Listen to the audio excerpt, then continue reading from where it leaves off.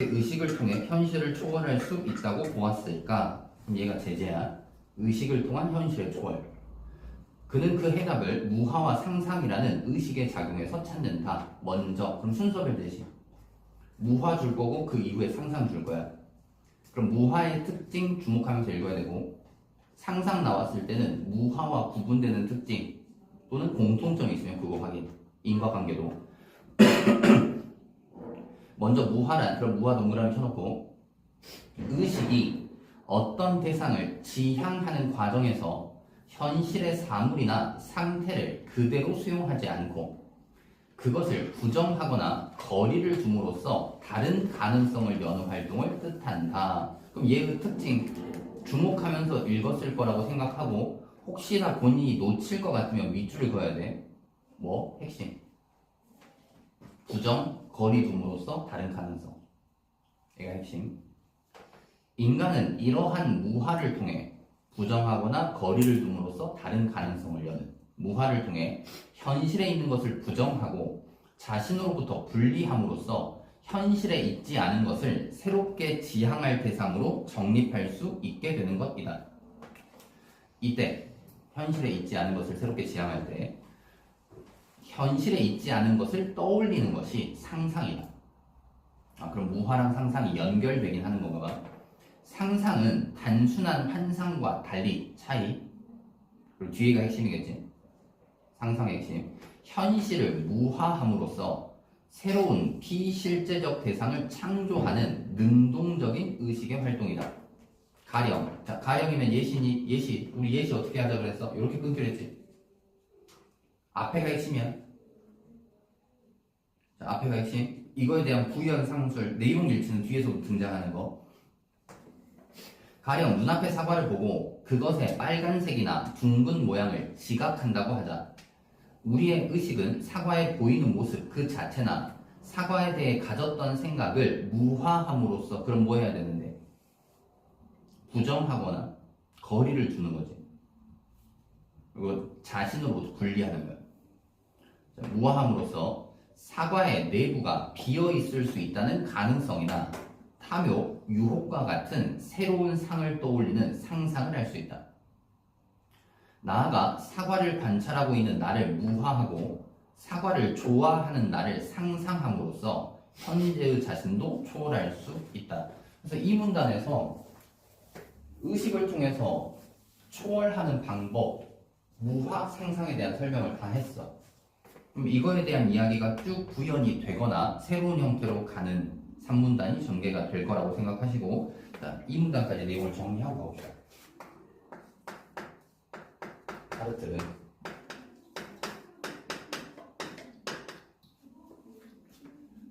1문단, 2문단 내용을 정리할 거야. 의식을 통해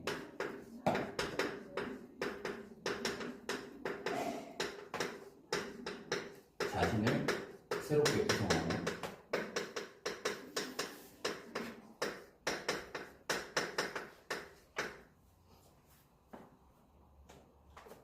현실의 대상과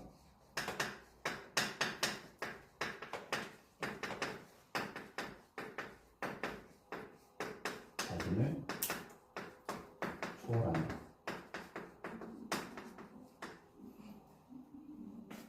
그 다음 2문단에 나왔던 무화와 상상인데,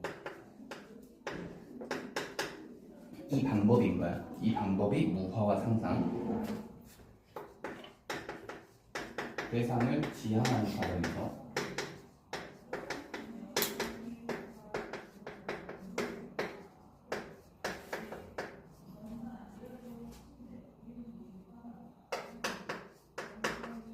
사물과 상태를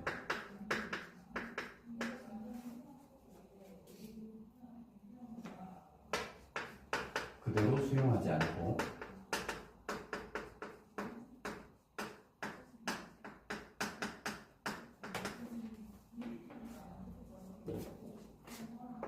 부정하고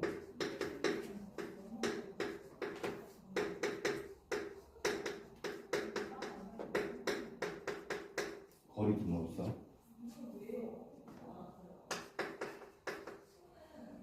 다른 가능성을 연다.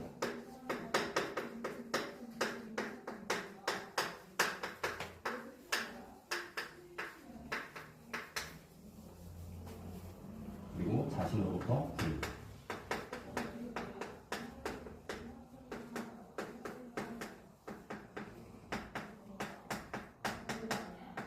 원래 이렇게 도식화는 글 전체 읽고 문제 다 푼 다음에 오답 정리까지 하고 도식화를 해야 돼. 세부 정보보다는 핵심 중심으로. 그래야 고등학교 3학년의 평가원 글을 읽을 때 맥을 따라서 읽는 연습들이 된단 말이야. 요거 그리고 이제 이것 때문에 2학년 때 숙제 교재가 다 도식화를 하는 부분들이 들어가 있어. 미리 지금은 같이 하는 거고. 핵심들 중심으로 가야 돼. 그다음 상상. 현실을 무하여.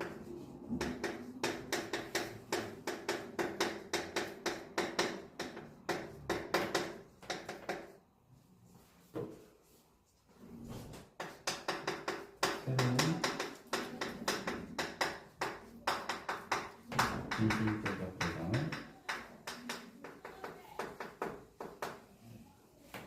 참고한다.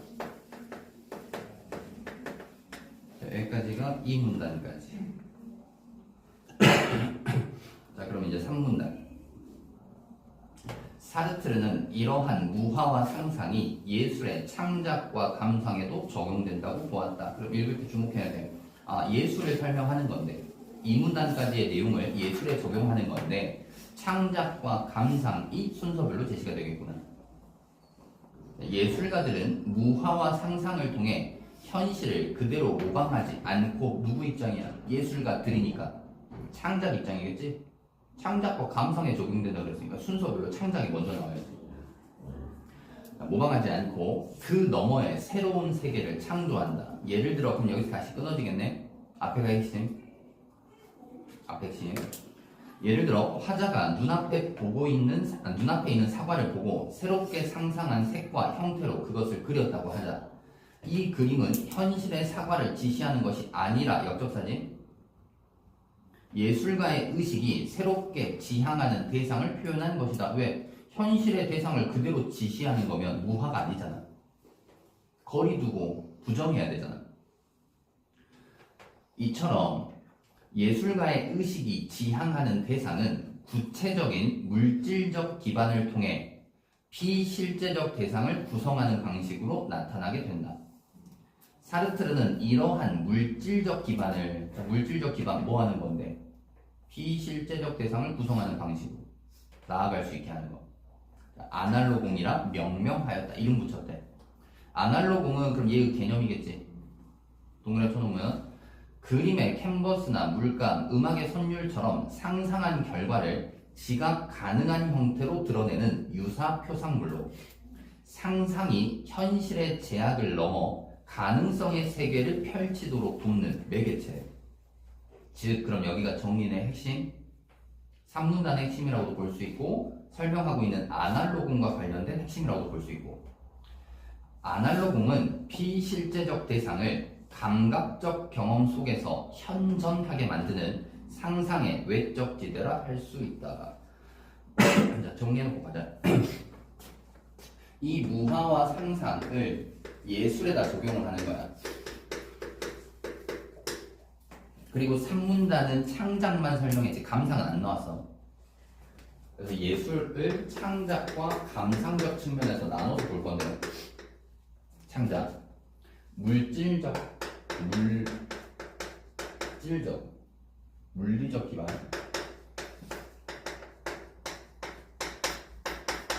이 기반이 아날로그이어서 아날로그를 통해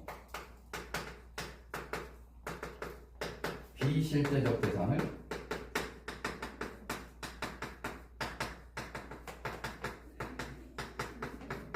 구성한다.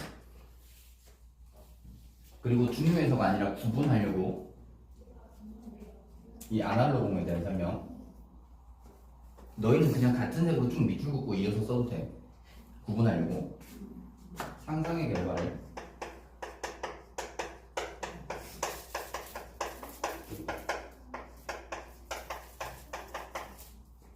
지각 가능 형태로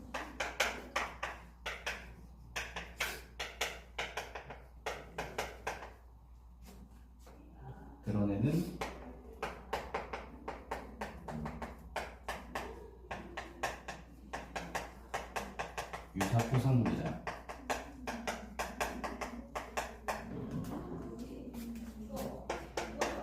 상상의 외적 지대.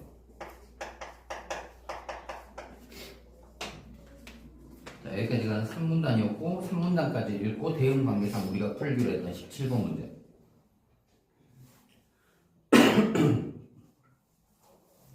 자, 17번 1번.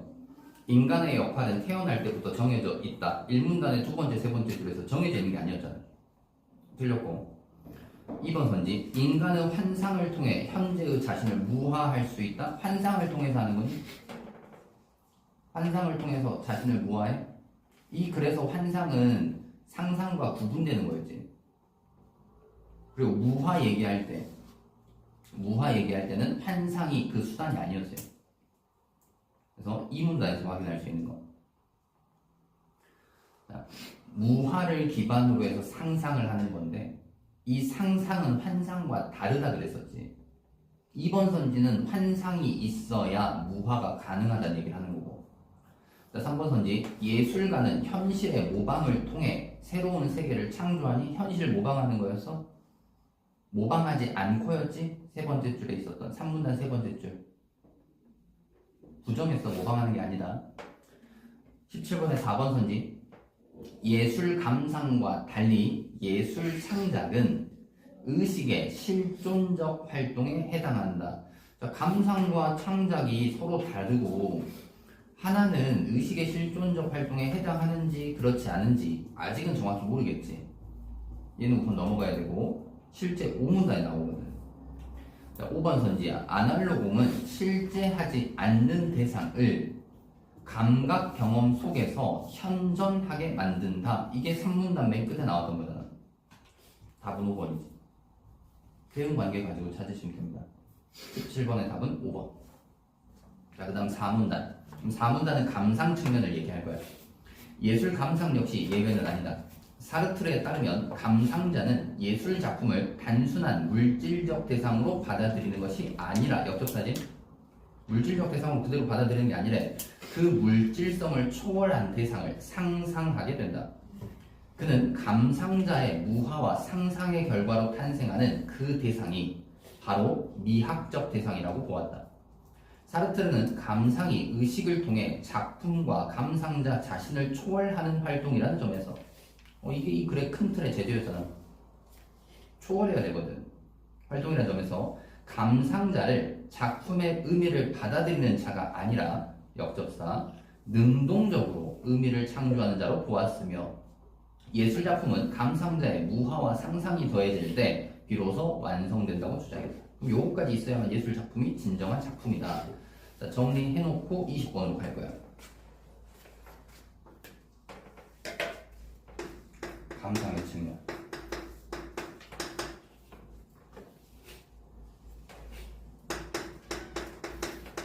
물질성을 초월한 대상을 상상해야 되고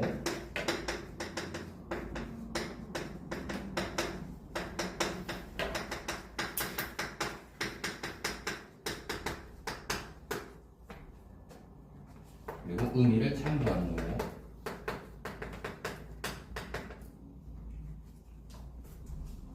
감상자의 무화와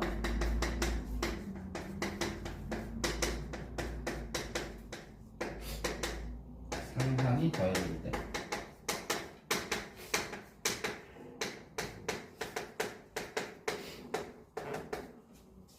예술 작품이 완성된다.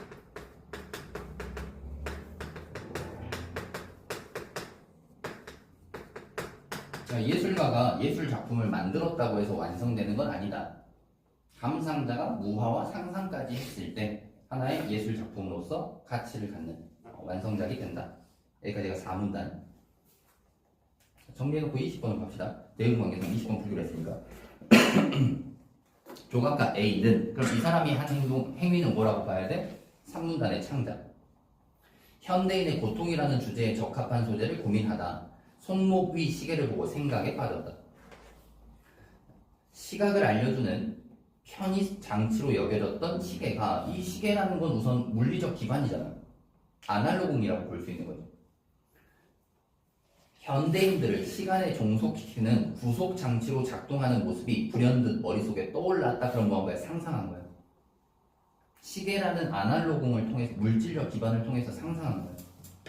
그래서 그는 부서진 시계 위에 청동을 덧입힌 작품 시계를 완성해 전시했다. 물론 이대로 완성되진 않았겠지. 요거까지야 완성되는 거야. 감상자가 요거까지. 작품을 본 관객 B는, 그럼 얘는 뭐겠어? 감상. B는 사라진 역사의 허망함을 떠올렸대. 그럼 얘는 뭐겠어? 무화한 거야? 상상한 거야?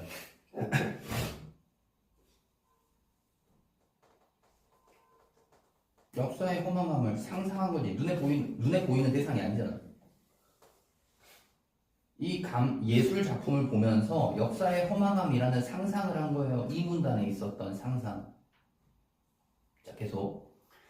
관객 C는 시간의 유한성에서 벗어난 자유로운 자신을 연상했다. 그럼 자유로운 자신을 연상한 것 또한 뭐야? 상상했다고 보는 거지. 자유로운 자신의 모습. 자, 20번 1번. A는 시각을 알려주는 편의 장치를 무화하고 시간에 종속시키는 구속 장치를 새롭게 지향할 대상으로 정립했지. 3문단에 두 번째 줄부터 쭉 있었던 내용. 그래서 시각을 알려주는 편의 장치라는 걸로부터 자신을 분리시켰어. 무화.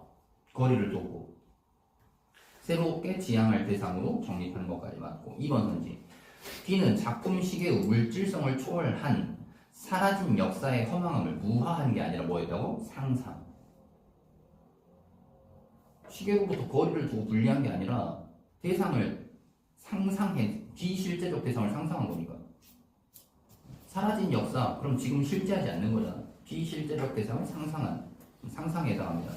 그래서 20번의 답은 2번. 3번 선지. C가 연상한 시간의 유한성에서 벗어난 자유로운 자신은 미학적 대상이라고 볼 수 있겠지. 4번 선지. B와 C는 각각 작품 시계와의 상호작용 속에서 그 의미를 능동적으로 창조한 거지. 그래서 예술작품 완성된 거 아니야. 감상을 통해서 창조된 거.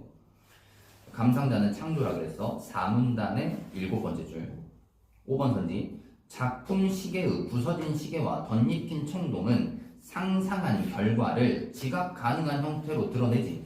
그래서 시계가 있고 부서진 시계, 거기에 덧입힌 청동이 있기 때문에 사람들이 뭐 할 수 있다? 얘를 지각할 수 있다.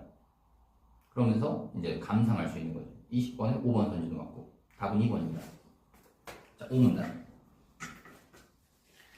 이처럼 사르트르의 예술 철학에서 창작과 감상은 모두 인간 의식의 무화와 상상을 바탕으로 한 실존적 활동이다.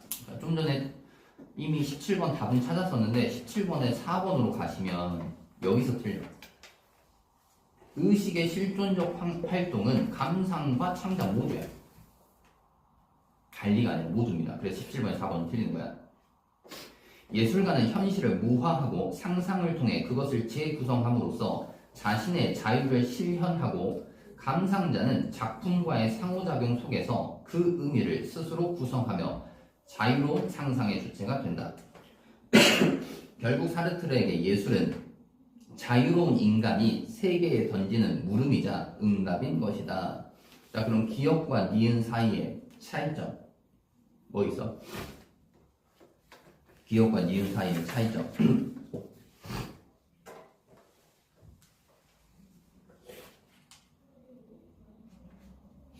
자, 기억 있는 문장 기준으로 문장 바로 뒤에서 뭐라 그래? 기억 다음에 이는 해가지고 끌고 왔지.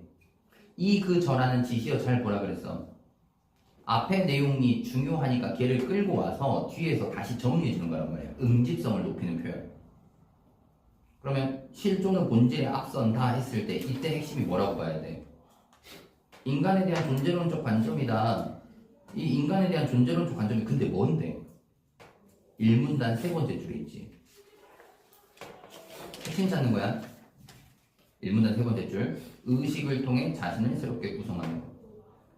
의식을 통해 새롭게 자신을 구성한다. 이게 1문단의 핵심. 여기까지. 자, 그 다음에 그러면 5문단으로 가봐. 결국 해가지고 니은이 있는데 5문단의 핵심이라고 할 만한 거 뭐 있니? 5문단 시작할 때부터 어떻게 끌고 와? 이처럼 해가지고 3, 4문단 내용 끌고 와서 응집성 높여서 정리해 주는 거지. 예술 철학에서 창작과 감상은 모두 인간 의식의 무화와 상상을 바탕으로 한 실존적 활동이다. 그럼 기억과 니은 둘 다 실존적 활동인데 차이점 찾아야 된다잖아. 기억의 차이는 뭔데? 새롭게 자신을 구성하는 거고, 새롭게 자신을 구성. 니은은 예술과 관련해서 무화와 상상을 바탕으로 하는 거예요. 그럼 요거 가지고 먼저 답 찾아보세요. 기억은 새롭게 자신을 구성하는 거고, 니은은 무화와 상상을 바탕으로 하는 거고. 그럼 답 5번밖에 없죠. 핵심 추론. 19번에 1번 봐봐. 기억은 본질 이 실존의 목적이 되니? 실존은 본질에 앞선다잖아. 실존이 훨씬 더 중요한 거야. 실존이. 자, 그래서 기억 틀렸어. 본질이 실존의 목적이 아니야. 그 다음 니은 예술이 실존의 수단이다? 아니지. 예술이 실존의 수단이 된다. 이것도 없고. 그 다음 19번에 2번 선지. 기억은 개인이 자유를 추구한다. 어디 나와? 없지. 그 다음 니은은 예술 감상이 보편적이어야 된다. 어디 나와? 첨가. 기억은 본질에 따라 실존이 구성된다. 본질에 따라서 실존이 구성되니? 아니지. 오히려 실존이 더 중요한 거란 말이야. 자, 그 다음 니은은 자유로운 의식의 활동에 따라 예술이 구현된다. 얘도 아니고. 그 다음 4번 선지. 인간이 사회적 역할에 따라 자신을 규정함을 나타낸다. 사회적 역할에 따라 규정하는 게 아니라 자기 스스로 만들어가는 거라고. 니은은 예술이 사회적 질서를 정당화하는 수단. 사회적 질서 정당화가 어디 나와? 틀렸지. 그래서 1, 2, 3, 4번 선지는 기억과 니은 전체가 다 틀려요. 5번이 답입니다. 기억은 인간이 스스로를 구성해 간다. 니은은 예술이 인간의 무화와 상상을 통해 세계를 구성해 간다. 이렇게 보면 되겠다. 19번에 5번, 17번에 5번, 18번에 1번, 19번에 5번, 20번에 2번. 대응관계 그대로 맞았고. 그 다음에 21에서 23번으로 갈 텐데 어제 얘도 대응관계는 설명했어. 대응관계 설명했으니까 읽으면서 그대로 갈 건데, 자, 21번 윗글을 통해 답을 찾을 수 없는 질문. 얘는 뭐다? 첨가된 선지를 찾는 거야. 그래서 얘는 글 전체를 보고 놔두는 거야. 첨가된 선지 찾는 거야. 22번 기억의 이유로 가장 적절한 것. 1문단에 기억이 있어. 그래서 1문단을 읽으면서 기억의 답이 나오면 찾겠지만 1문단 읽으면서 안 나오면 읽으면서 찾을 거야. 단 우리 어제 예상은 했다. 어디에 있을 건지. 그 다음 23번 보기는 비분산형 적외선 분석기의 구조를 도식화한 것이다. 윗글을 바탕으로 보기를 이해한 내용은 적절하지 않은 것은. 자, 이렇게 그래프, 표, 그림 같은 거 있잖아. 그럼 그 내용을 간략하게 확인을 하셔야 돼요. 자, 광원램프, 가스셀, 광학필터, 감지기. 그럼 여기서 뭐 왼쪽에서 오른쪽으로 이동을 한다던가 또는 이동했던 애가 다시 왼쪽으로 오는 거겠지. 과정 순서가 등장할 수 있다고 생각하셔야 됩니다. 그럼 과정 순서 각각의 과정 순서 등장하면 괄호치고 그대로 와서 문제 풀고. 문제 이제 지문으로 한번 가봅시다. 4문단 길이가 키니까 얘는 본론이라고 보고. 1문단 비분산형 적외선 분석기는 특정 기체를 선택적으로 감지하는데 뛰어난 성능을 보인다. 적외선은 일정한 주기로 진동하면서 에너지를 전달하는 파동의 성질을 지닌 전자기파로. 모르면은 일정한 주기로 진동한다 체크해놔야 돼. 알고 있으면 또는 이해할 수 있으면 그대로 넘어가는 거고. 적외선에는 약 0.7 마이크로미터에서 1000 마이크로미터에 이르는 다양한 파장이 포함된다. 파장은 파동이 한 번 진동할 때 이동한 거리로, 파장 모르면 얘가 동그라미 쳐줘야 되고, 특징이라고 할 만한 파동이 한 번 진동할 때 이동한 거리 얘가 밑줄 그어줘야 돼. 알면 넘어가는 거고. 진동 중심에서 가장 높은 위치인 마루, 이게 마루의 개념이지? 모르면 얘도 동그라미야. 그 다음 마루까지의 거리로 나타낼 수 있다. 그럼 마루에서 다음 마루까지의 거리가 뭐라고? 파장. 이때 마루의 높이와 파동의 에너지는 비례하며, 그럼 얘 옆에 간단하게 정리돼야겠지? 높이, 에너지 비례. 이러한 이따 우리 정리할 때 할 거야. 이러한 적외선의 특징과 기체 분자가 적외선을 흡수하는 흡광 원리에 기반하여 비분산형 적외선 분석기는 적외선의 세기 변화량에 따른 특정 기체의 농도를 측정한다. 그래서 뭐 하는 거야? 기억에 있었던 특정 기체를 선택적으로 감지하는 거지. 이 기기는 광원 램프, 가스셀, 광학 필터, 감지기로 구성되며 흡수 과정과 검출 과정 순으로 작동한다. 자, 그럼 우선 1문단 마지막 문장이 글의 제재니까 이 글은 뭐 설명해 주겠니? 이 기기라고 하는 비분산형 적외선 분석기를 설명하겠지. 단 뭐에 맞춰서? 광원 램프, 가스셀, 광학 필터, 감지기. 과정은 뭐에 맞춰서? 흡수, 검출. 그러면 우선 첫 번째 가능한 방식을 생각해 봐야 돼. 광원 램프, 가스셀, 광학 필터, 감지기가 무엇인지를 먼저 설명해 줄 수 있지.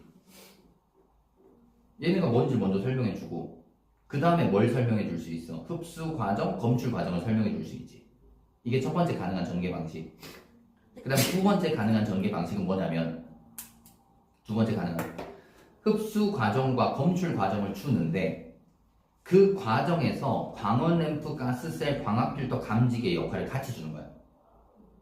흡수 과정에서 얘네가 뭘 하고 검출 과정에서 얘네가 뭘 하는지 이 두 가지 형태의 전개가 가능합니다. 그리고 이 문단 시작할 때 딱 봐봐. 흡수 과정은 해가지고 나오지. 그럼 어떻게 주겠어? 두 번째 전개 방식. 흡수 과정에서 광원 램프, 가스셀, 광학 필터, 감지기가 어떤 역할을 하는지 마찬가지 검출 과정에서 얘네가 무슨 역할을 하는지 이렇게 줄 거야. 3문단도 시작할 때 봐봐. 검출 과정은 해서 나오잖아. 자, 정리해놓고 갑시다. 제재는 비분산형 적외선 분석기야.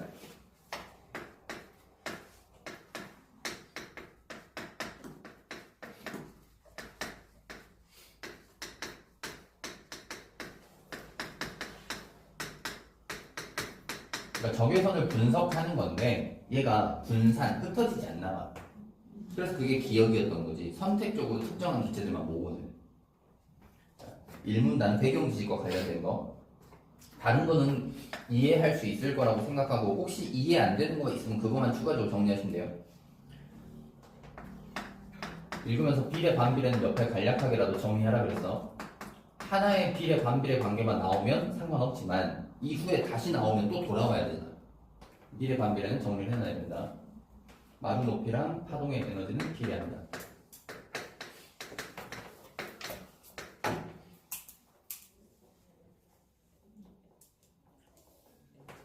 그리고 이 파동 에너지의 변화량은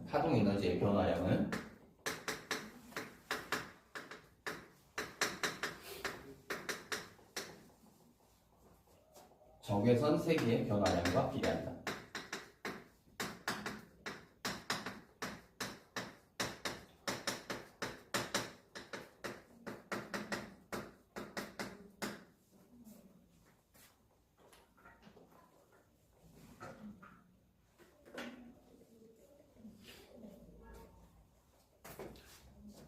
비례 반비례 있으면 꼭 옆에다 정리 간략하게라도 하라 그랬어. 우리가 어제 했던 얘기 생각해보자. 지문에서 A와 B의 비례 관계를 줘요. 그럼 우리가 이걸 밑줄만 긋는다고 치자. 그 다음에 B와 C가 뒤에 가서 다시 얘는 반비례한데 밑줄만 그었다고 치자. 문제 뭐라고 나온다고? 얘대로 나온다고 그랬었지. 그것 때문에 따로따로 밑줄만 긋게 되면 각각을 다시 찾아야 되는 시간이 오래 걸린다 그랬어. 그것 때문에 비례 반비례는 옆에 간략하게 정리를 하자 그랬단 말이야. 맞는지 한번 봐봐. 21번에 4번 선지 봐볼래? 파동의 마루와 적외선 세기는 어떤 관계가 있는지. 요거잖아. 지문은 요거 주고 얘랑 얘 준 다음에 결국은 요거랑 묻잖아. A와 P, B와 C 관계 준 다음에 A와 C를 준다고. 이해했지? 이게 하나 더 늘어가지고 D의 관계까지 가면 체크만 했을 때 훨씬 더 시간 오래 걸려요. 그래서 내용일치 하나의 선지를 찾기 위해서 훨씬 더 많은 시간을 할애해야 되는 비효율성이 발생하기 때문에 비례 반비례는 옆에 간략하게 정리하셔야 됩니다. 그럼 한 번에 쭉 보이잖아. 그렇게 가셔야 된다. 1문단에서 내용은 요거라고 보시면 돼요. 자, 그 다음에 2문단 흡수 과정은 이라고 시작하니까 우리가 예상했던 방법 중 두 번째, 흡수 과정을 설명하면서 광원 램프, 가스셀, 광학 필터, 감지기의 특징을 설명해 주겠구나. 얘네 역할. 마찬가지 검출 과정에서 얘네의 역할들을 설명해 주는 거겠구나. 자, 2문단이야. 흡수 과정은 특정 파장의 적외선이 기체 분자에 선택적으로 흡수되는 과정이다. 우리 먼저 우선 나오면 뭐라 그랬니? 3개 이상이 제시될 거다. 그럼 흡수 과정이 이 문단의 큰 틀의 제재인데 이걸 세부적으로, 흡수 과정이 세부적으로 다시 나눠지는 거야. 3개 이상의 단계로. 그럼 다시 먼저라는 단어를 통해서 우리는 뭐다? 지금 여기가 과정을 설명하는 거니까 여러 개의 단계가 나오는 거구나. 단계별로 구분해줘야겠구나. 자, 먼저 기기에 전원이 공급되면 광원 램프에서 적외선이 방출되어 가스셀 내부로 들어간다. 만약에 이 전원 공급된다는 걸 놓칠 것 같으면 전원 공급이 하나의 단계인 거고, 그럼 그 다음에 광원 램프에서 적외선 방출이 하나의 단계인 거야. 이따 과정 괄호 쳐가지고 정리할 건데 너희는 읽으면서 괄호 쳐야 된다. 읽으면서 과정 순서를 옆에다 정리할 수는 없잖아. 읽으면서는 정리할 수 없으니까. 그 다음 가스셀은 광원 램프와 광학 필터 사이에 설치된 관으로, 그럼 이게 가스셀의 개념이자 특징. 그 내부에는 측정 대상을 포함한 기체 분자들이 들어있다. 기체 분자는 2개 이상의 원자가 결합된 구조로 이루어져 있으며, 자, 2개 이상의 원자가 결합, 얘는 체크해놔야 된다, 밑줄. 왜? 과학기술 파트는 개수 변화 가지고도 문제 많이 된단 말이야. 얘가 나중에 혹시 어떤 걸로 바뀌었을 때 개수 변화 있으면 그것도 확인을 해야 되기 때문에 개수는 꼭 확인. 원자들의 결합 상태에 따라 고유한 진동수를 지닌 진동 운동을 한다. 이때 가스셀에 들어온 적외선 중 특정 파장의 적외선이 진동수가 일치하는 기체 분자를 만나면, 얘도 또 단계인 거고, 해당 적외선이 지닌 파동 에너지는 분자 내부의 진동 에너지로 흡수된다. 그럼 분자 내부 진동 에너지는 커지겠지. 걔가 갖고 있던 파동 에너지는 작아질 거고, 이로 인해 특정 파장의 적외선은 기체 분자의 양에 비례하여 파동 에너지가 감소하면서 흡수돼서 들어가니까 기체 분자에 흡수되지 않은 다른 파장의 적외선들과 함께 광학 필터로 들어간다. 자, 여기까지가 이 문단이었어. 정리하고 가보자. 과정이야. 흡수 과정.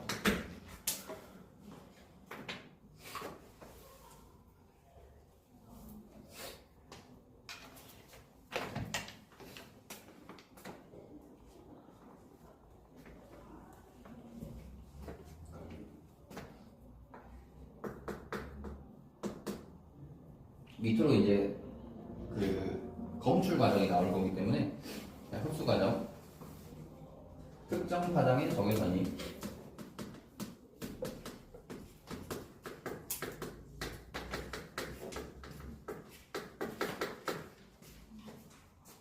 기체 분자에 선택적으로 흡수되는 거.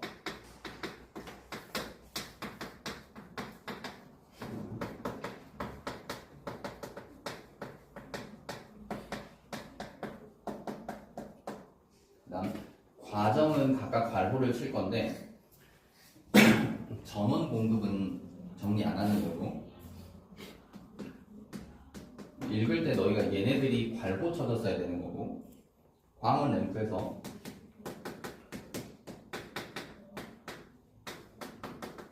적외선이 방출된다.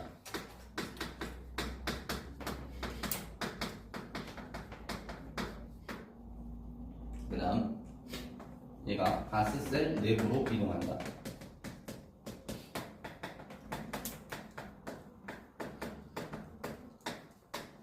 이때 이 가스셀 내부의 특징, 기체 분자,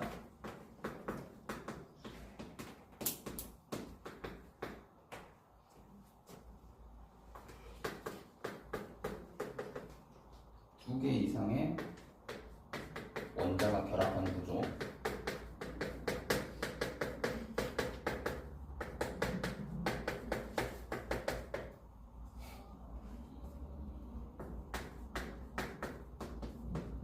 원자의 결합 상태에 따라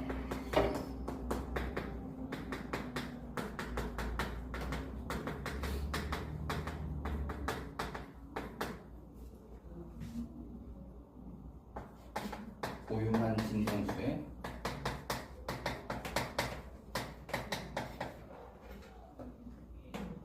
진동 운동을 한다.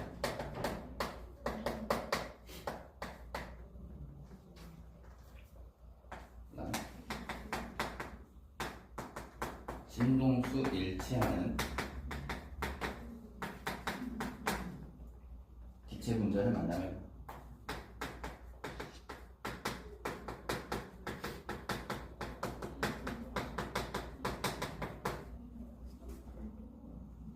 적외선의 파동 에너지로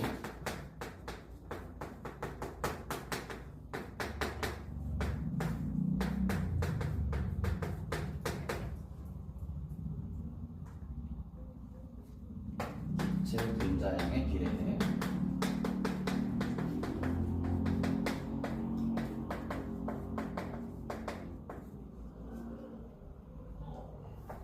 분자 내부 에너지로 흡수되고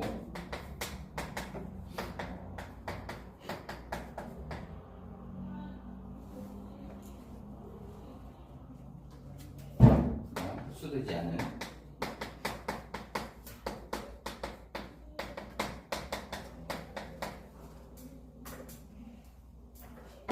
다른 파장이 적외선과 함께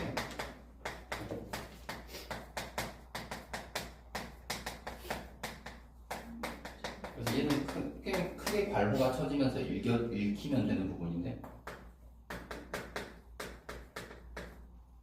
광학 필터로 이동한다.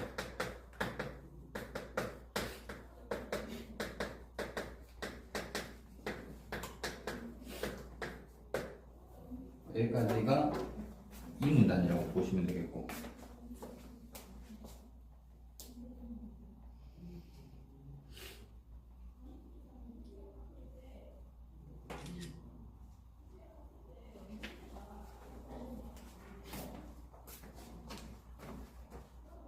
자, 그럼 23번이 핵심 추론이었다면 대응 관계를 따졌듯이 우리는 23번을 4문단에서 찾을 거야. 핵심 추론이었다면. 그리고 내용 일치여도 답은 4문단에 나올 거라고 생각은 했잖아. 맞는지 확인만 하고 넘어가겠다 그러면 2문단에서 확인해도 돼요. 맞는지 확인만 하겠다. 2문단까지의 정보 양이 많으니까. 자, 상관없어. 대응 관계상 그냥 난 4문단에서 볼 거다. 4문단에서 봐도 되고. 맞는 선지들을 미리 확인만 하고 넘어가겠다. 안 그러면 좀 찝찝하다. 2문단에서 보시면 돼요. 맞는 선지 확인. 과정이잖아. 내용들도 남았고. 23번에 1번 선지로 와. A에서 방출될 때와 광원 F에서 C로 들어갈 때 반사체로 들어가는 건 아직 모르지. 1번 선지 아직 모르고 2번 선지 A에서 방출된 적외선 중 일부만 E에서 감지되었다면 감지기까지는 아직 모르지. 3번 선지야. B에서 가스셀에서 파동 에너지가 감소한 적외선은 감소하긴 하지. 가스셀에서 파동 에너지가 감소하잖아. 얘네들 해가지고 가스셀 내부 이동한 다음에 걔네들이 어떻게 돼? 여기서 흡수되니까 에너지 감소하잖아. 감소한 것까지 봤고 C와 T 사이에서 파동 에너지가 증가한다. 요건 아직 모르지. 그럼 여기 3번 선지 같은 경우는 감소한 적외선은 거기까지 끊어놓고 동그라미 쳐놓으면 돼. 여기까지 맞다. 4번 선지 B에 들어있는 기체 분자의 양이 많아질수록 E에서 감지되는 적외선의 세기는 아직 모르지. 5번 선지 B에서 기체 분자에 반응하는 적외선은 여기까지 맞고 C에서 나올 때보다 T로 들어갈 때 파동 에너지가 더 큰지 아닌지 모르지. 그래서 풀 수 있는 선지는 23번에 3번 선지 앞에 부분이야. 나머지 내용 아직 풀 수 없고. 자, 3문단입니다. 검출 과정이 나오겠지? 1문단 끝에서 알려준 제재처럼. 자, 3문단 검출 과정은 광학 필터를 이용하여 기체 분자에 반응하는 특정 파장의 적외선만을 선택적으로 투과시킨 후 기체의 농도를 분석하는 과정이다. 광학 필터는 두 개의 반사체 사이에 공진층을 배치한 구조이며, 그럼 그게 뭐야? C와 D 사이지. C와 D 사이에 진하게 표시된 게 공진층인 거야. 반사체는 서로 다른 굴절률을 가진 방막을 겹겹이 붙여 만든 것이다. 이 구조는 적외선이 방막과 방막의 경계면에서 일부는 반사되고 일부는 굴절되어 방막을 투과하는 특성을 이용한 것이다. 이러한 특성을 활용하여, 그래서 정리해 주는 거네.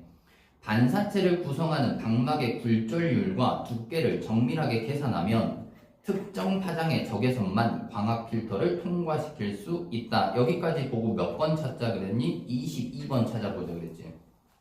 그리고 실제 찾을 수 있어. 자, 기억이 선택적으로 감지하는데 뛰어난 성능을 보이는 거야. 그래서 2문단에서 뭐 했어? 선택적으로 흡수하는 거였고, 3문단은 선택적으로 필터를 통과시키는 거지. 특정 파장 또는 특정 진동수를 가진 애들만 선택적으로 흡수, 선택적으로 통과시킨다. 22번에 답 찾아보세요.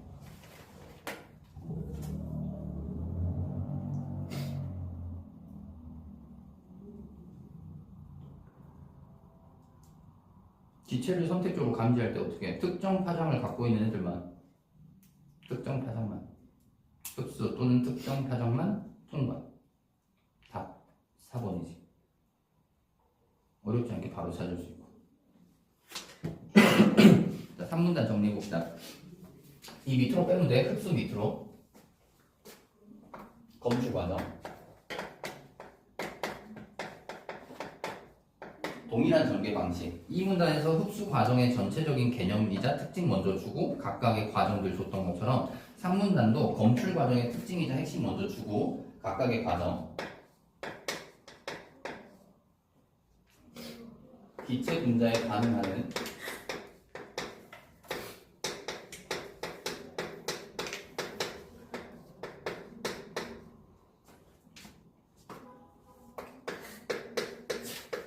특정 파장의 적외선만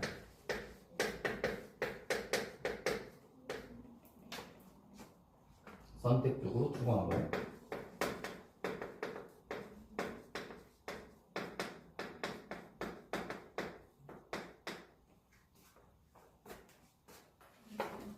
기체 분자를 분석한다.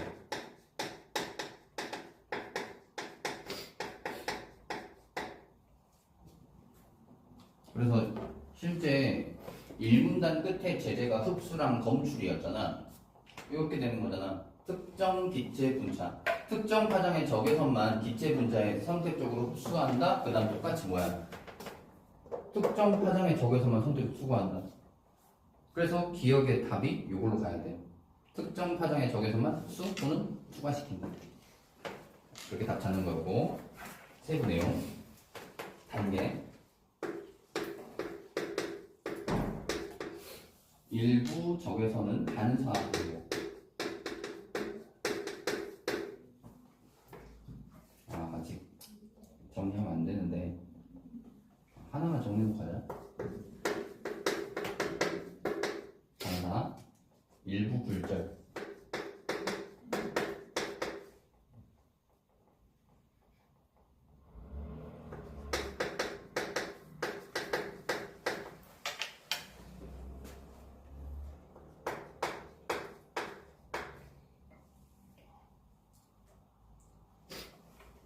방막을 투과한다 그랬는데 그 방막 같은 경우는 그냥 공진층을 투과한다고 하거든. 뒤에 가도 공진층 투과한다고 나오거든.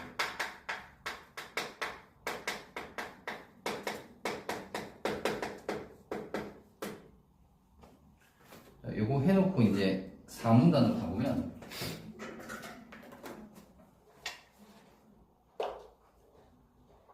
4문단. 3문단에서 반사체 해가지고 이미 앞에서 흡수과정 할 때 가스셀까지 다 나왔잖아. 그래서 얘가 반사체에서 반사체와 반사체 사이 공진층이 있고 하나의 반사체는 뭐 투과되고 하나의 반사체는 굴절된다. 요게 같이 정리됐다고 보면 되는 건데 이게 4문단에 다시 한번 나와. 공진층이라는 단어 사용해서 4문단. 가스셀에서 광학 필터로 들어온 다양한 파장의 적외선이 가스셀에서 이제 광학 필터로 들어오는 거야. 광학 필터로 저기서 이동했으니까 들어와서 다양한 파장의 적외선이 첫 번째 반사체를 투과할 때 일부 파장의 적외선은 반사되고 이게 3문단에 있었던 거지. 하나의 그 반사체는 투과시킨다. 그 다음 일부는 굴절되어 공진층으로 투과한다. 그래서 여기 정리한 거. 얘가 괄호처럼 되는 거지. 이때 공진층 내부로 들어온 특정 파장의 적외선은 첫 번째 반사체와 두 번째 반사체 사이에서 반사되며 공진층 내부를 왕복한다. 이 과정에서 특정 파장의 적외선이 마루의 파동의 마루와 마루가 일치하는 위치에서 서로 만나 중첩되면서 마루의 높이가 커지게 된다. 그럼 이 마루의 높이가 커지는 건 지금 단계의 특징이라고 보면 돼. 그 결과 파동 에너지가 강화된 특정 파장의 적외선은 두 번째 반사체까지 투과하며 이 두 번째 반사체를 투과한다는 게 다음 과정. 광학 필터를 나와 감지기에 도달하게 된다. 반면 특정 파장 외의 적외선은 첫 번째 반사체를 투과하여 공진층에 도달하더라도 파동 간의 마루 위치가 일치하지 않아 상쇄되거나 반사되어 필터를 통과하지 못한다. 그래서 마루의 높이가 커지게 되는, 중첩되면서 커지게 되는 애만 투과할 수 있고 나머지들은 투과되지 못한다. 이후 감지기에서는 감지기에 도달한 특정 파장의 적외선 세기와 가스셀 내부에 특정 대상 기체가 없을 때의 기준값을 비교해 기체의 논리를 측정한다. 정리해놓고 문제 가서 봅시다.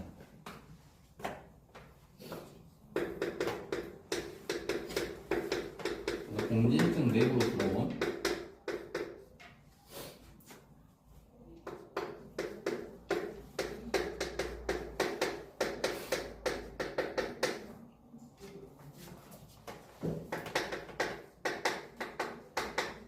특정 파장의 적외선이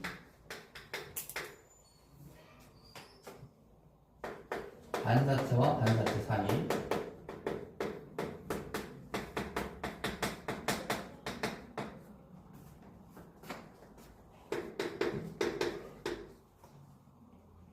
반사되어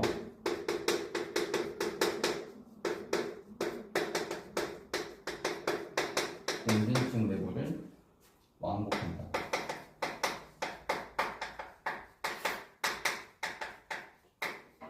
그 다음 이 단계의 특징이라 따로 괄호치지 않고 옆에 그대로 정리를 할 건데 이때 적외선하고 파동의 마루가 일치하는 위치에서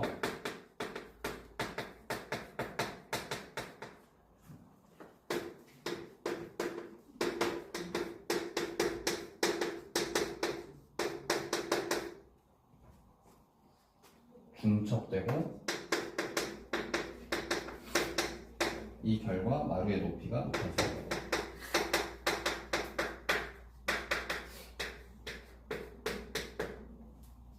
읽을 때 정리를 해놓으면 알 수 있을 거야. 마루의 높이가 높아지면 어떻게 돼?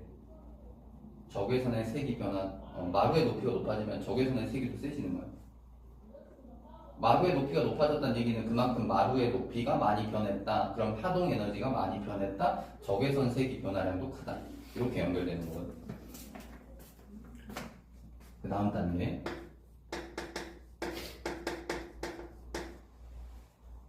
파동 에너지가 강화된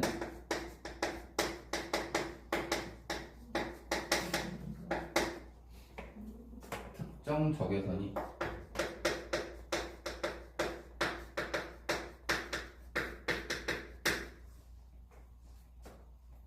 두 번째 반사체를 투과하고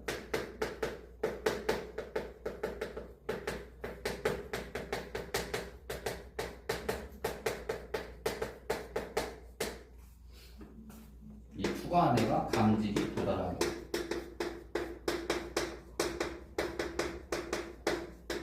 여기까지만 정리하시면 될 것 같습니다. 그리고 23번으로 가서 풀면 되겠지.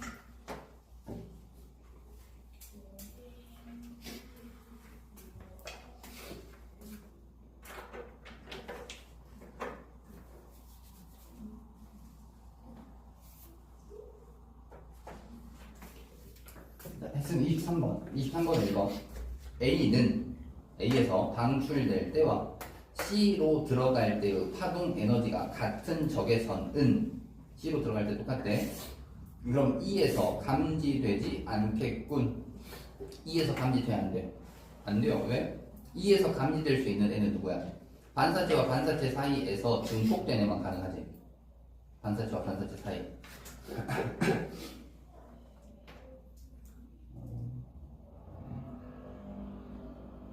그래서 A에서 방출될 때랑 C로 들어갈 때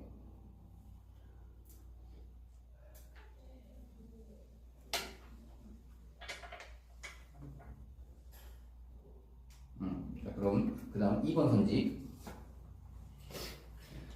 A에서 방출된 적외선 중 일부만 E에서 감지되었다면, 자, 일부만 E에서 감지됐대. 그럼 얘 같은 경우 이 과정들을 다 통과해서 온 애인데 B에서 기체 분자의 진동 에너지는 감소했겠군. 자, 기체 분자의 진동 에너지는 어때? 파동의 에너지가 기체 분자 에너지로 넘어가면서 어떻게 되니? 이렇게 왔을 때 기체 분자를 만나면 적외선의 파동 에너지는 기체 분자 양에 비례해서 기체 분자 내부 에너지로 흡수돼. 즉 우리 주체와 객체 자주 바꾼다 그랬었는데 적외선의 파동 에너지는 흡수되니까 얘는 줄지. 그럼 반대로 기체 분자의 에너지는 뭐예요? 증가하는 거지.